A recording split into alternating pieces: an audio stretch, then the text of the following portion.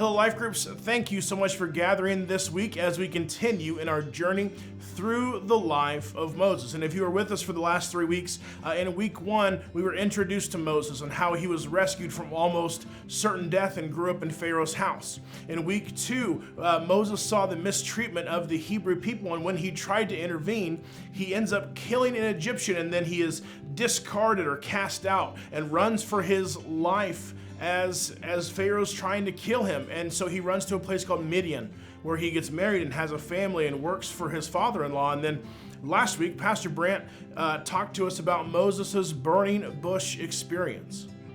And then after 40 quiet years in the desert, Moses has a dramatic encounter with God. And when God calls him to go back to Egypt, instead of being willing to go, Moses responds with a series of excuses and questions, and it starts with, "Who am I?"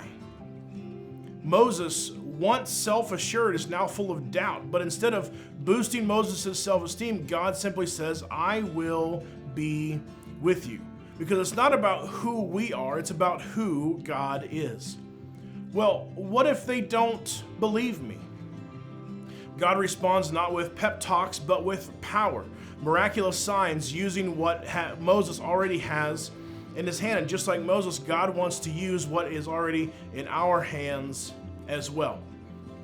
Well, then Moses says, "But I'm not qualified." Moses says he's not a good speaker. He stutters, he stumbles over his words, but God reminds him, "I made your mouth and I will help you to speak." And then lastly, to kind of put a bow on the whole thing, Moses says, "Please send someone else."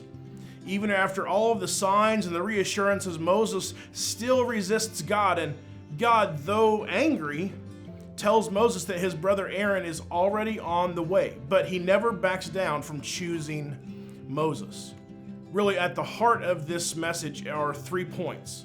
Start where you are, use what you have, and do what you can, because God will do the rest. And we're reminded in Hebrews 3 that Moses was faithful, not because he was fearless or flawless, but because God made him into the man that he never even thought he himself could be. And even in Moses' weakness, God's strength and his grace was on full display. And so the challenge for us is to stop believing that God can't use you because of your past or your fear or your flaws or even the timing. But Jesus is better than our fear. He's greater than our failure. And it's never too late to step into his calling. Enjoy your discussion today.